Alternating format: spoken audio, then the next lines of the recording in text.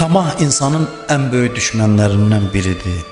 Bütün fəzilətlərin düşmənlərindən biri tamahkarlıqdır insanda. Peyğəmbər buyurur ki, "Ət-təməu yuzhibul hikmə min qulubil uləma." Buyurur, tamahkarlıq, tamah alimlərin ürəyindən hikməti çıxardır. Ən birinci alimlərin düşmənidir tamahkarlıq.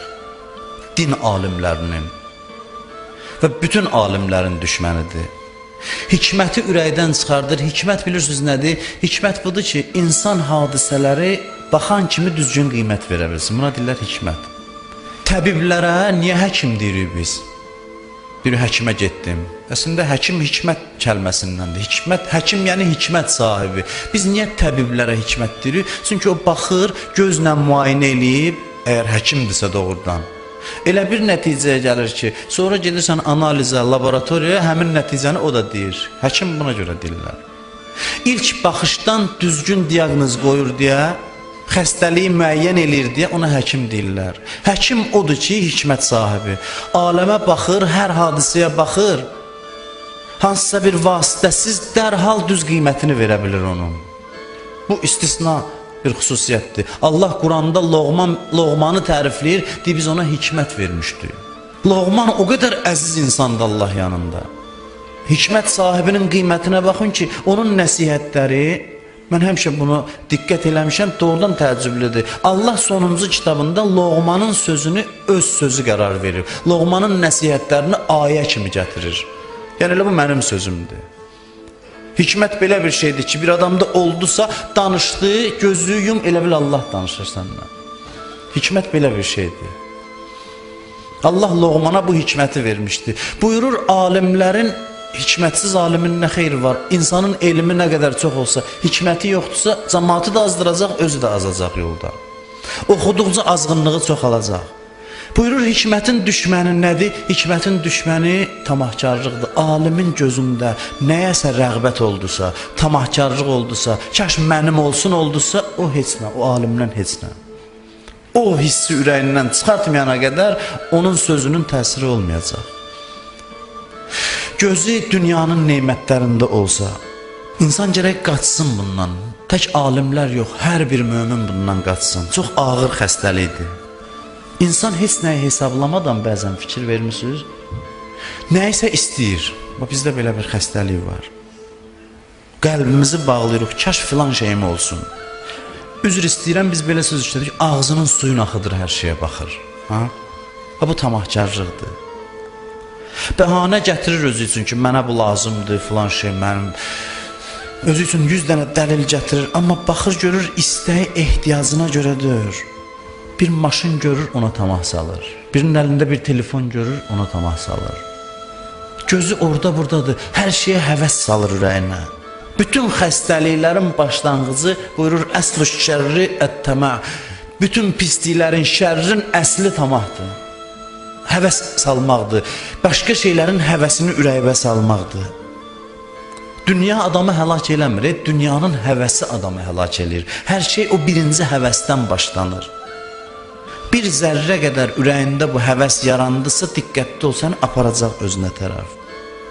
Ruzu dalıca get, amma vəzifə kimi get. Allah məndən istəyib gedirəm, nəticə üçün getmə heç vaxt.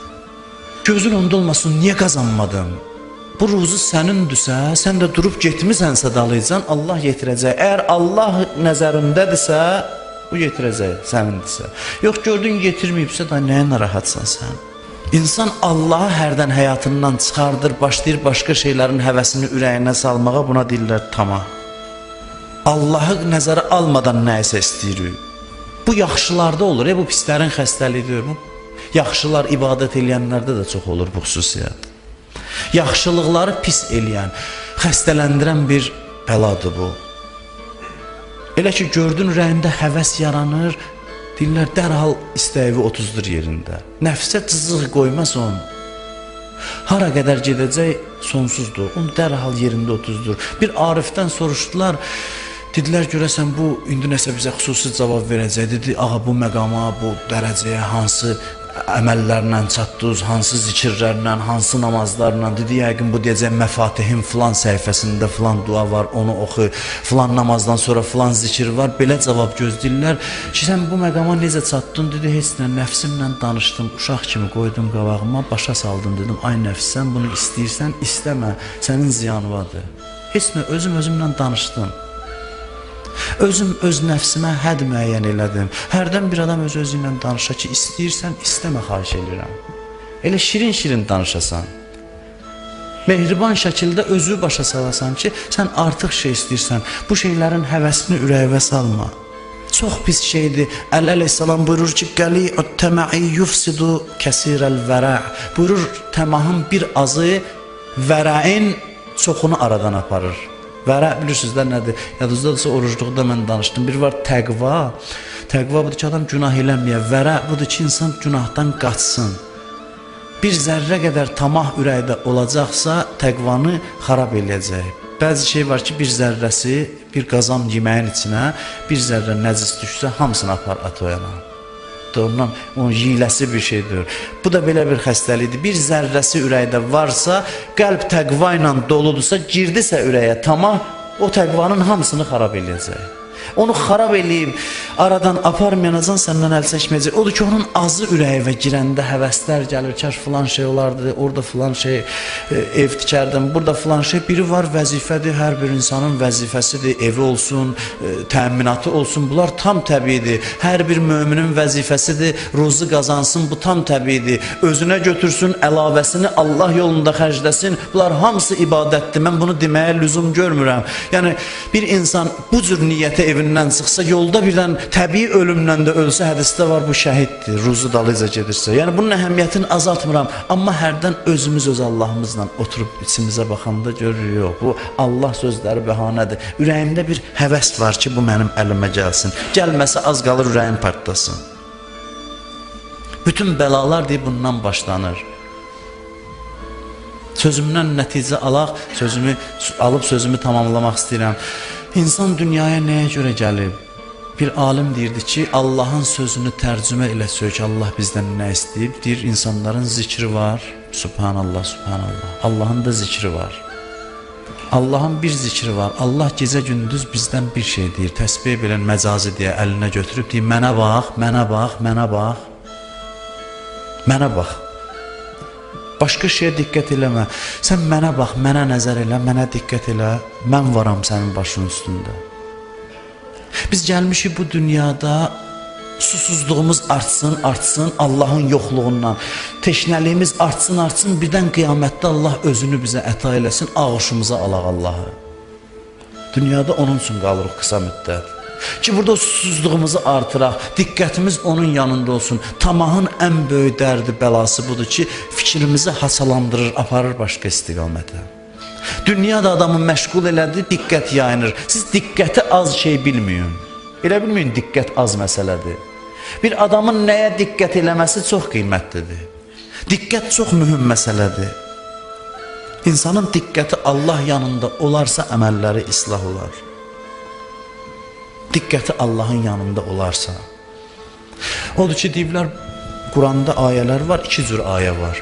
Bir var ki, deyib, dünyaya çox tamah salma. Bir də var, deyib, başqalarının əlində olanlara fikir vermə. Bizim iki cür dərdimiz var. İnsan var elə dünyaya tamah salır. Bir alim deyirdi ki, adam var ki, maşını qoy sərgidə, gəlsin, baxsın, ürəyə tamah salmayacaq ona. Amma o maşını qonşu alsın, onda onu istəyəcək. Odur ki, Quran buyurur ki, başqasının əlində olana tamah salma. Biz uşaq kimi, uşaqlara hərdən mən baxıram qıraqdan, görürsən ki, dalaşırlar bir-birindən, ver oyuncaq üstündə. Ondan almaq istəyir, o vermir, o deyir, mənim oyuncağım səninkindən yaxşıdır. Qıraqdan baxırsan, deyirsən, vallah, 50 yaşlı, 60 yaşlı kişilər, and olsun Allaha, əksəriyyət insanlar bu məntiqlə yaşayır. Bu məntiqlə yaşayır. Özləri böyüyür, oyuncaqları da böyüyür. Amma ağılları artmır bu insanların. Ağılları artmır ki, bir anın içində zəngin adamı eləyir heç nə. Hər şeyin əlindən alır. Bir anın içində nisbi məsələlərdir. Oyuncaqlardır hamısı. Özü buyurur Quranda ki, bu elə hamısı sizin üçün oyuncaqdır. Bu imtahan vasitəsidir. başı aşağı sal, diqqətin Allahda olsun. Ged işlərin dalıcan. Amma diqqət hardadır? Mühüm budur. Diqqət hardadır? Diqqət getdisə, istək, həvəs adamı apardısa, diqqəti Allahdan yayındırdısa, insanı həlak elədi. Əvvəl zərrəsini şeytan ürəyə salır, o zərrə gəlir, artırdınsa heç nə. Hər şeyi əlimdən almayanacan, səndən əl çəkməyəcək.